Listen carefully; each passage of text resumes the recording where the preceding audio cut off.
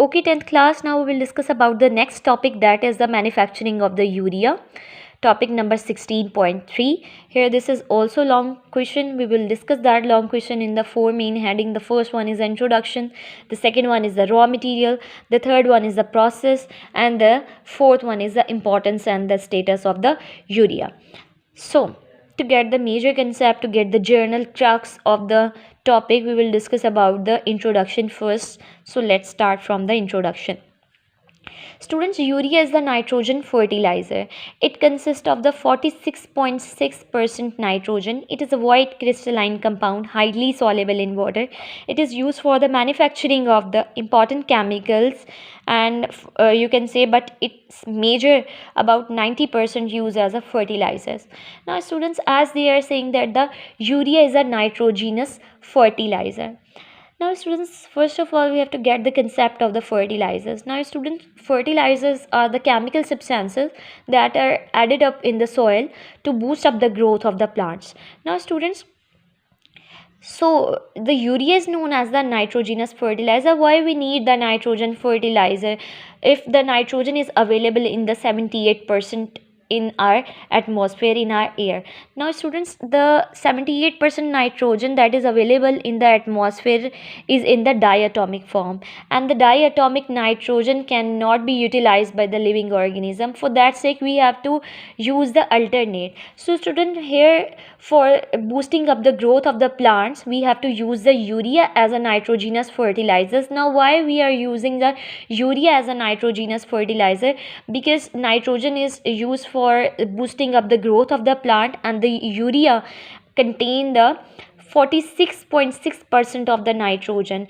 As it contains the large amount of the nitrogen, like the 46.6% of the nitrogen in it, the urea is used as a nitrogenous fertilizer for boosting up the growth of the plant, for using the urea for the proper growth of the plant. Now student, what is the physical properties of the urea? The physical property of the urea is that it is a white crystalline compound, it is highly soluble in the water.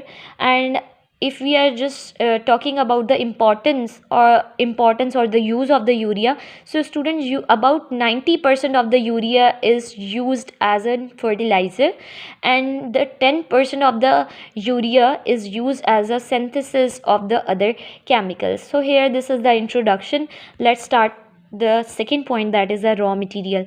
So students, if we are just talking about the raw materials of the urea, so there are only two raw materials of the urea. The first one is the ammonia and the second one is the carbon dioxide. Now students, here we will discuss about the manufacturing of the ammonia.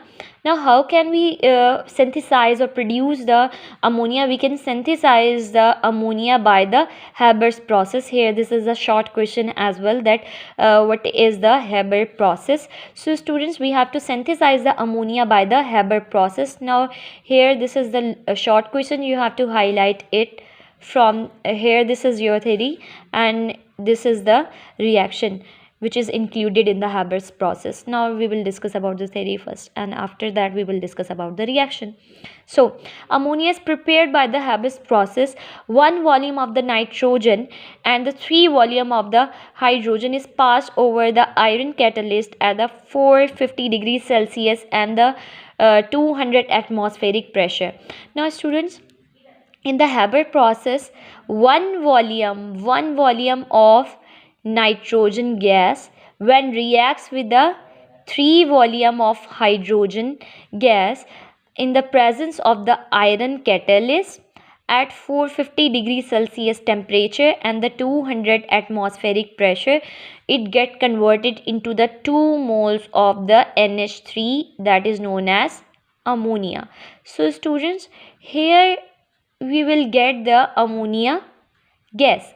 Now students, by the Haber's process, in which we are just taking the 1 volume of the nitrogen and the 3 volume of the hydrogen, and we have to react that 1 volume of the nitrogen with the 3 volume of the hydrogen in the presence of the iron catalyst, 450 degrees Celsius temperature, 200 atmospheric pressure, it get converted into the ammonia. It means we have to obtain our raw material, that is the ammonia.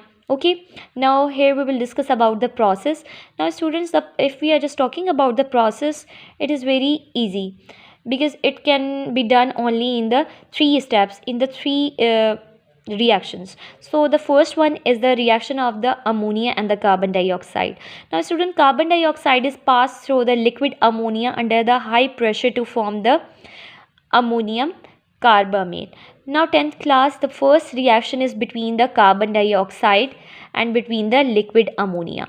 Now students, when the 2 moles of the NH3, that is the liquid ammonia, when that liquid ammonia reacts with the carbon dioxide, it is converted into the ammonium carbamate. Here the formula of the ammonium carbamate is NH2COONH4.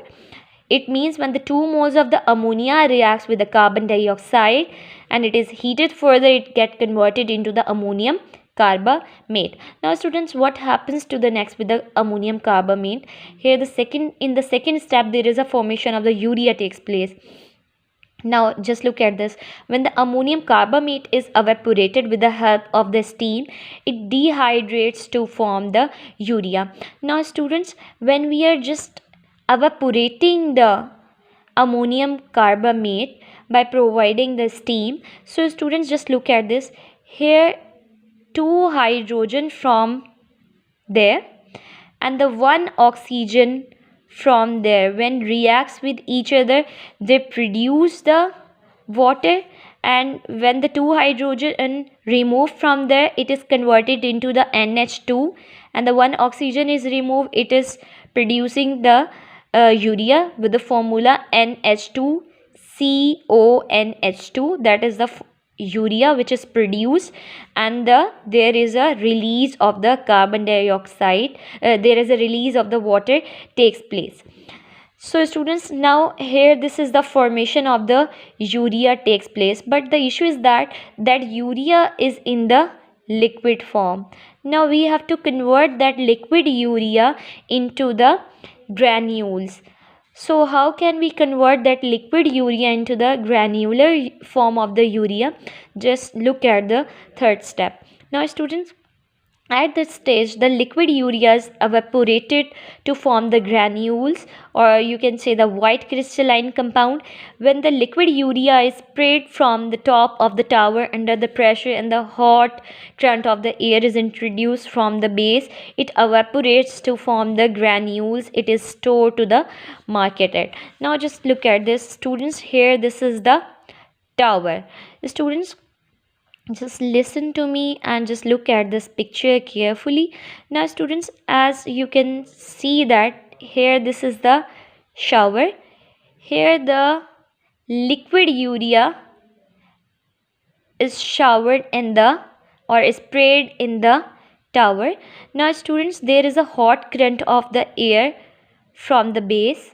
Now student, that hot air current from the base, and there is also the pressure inside the tower, basically removes the, you can say that it can remove the water, and when the water is removed out, the urea can be converted into the solid form and it form the white crystalline compound after the process of granulation in the granulation tower.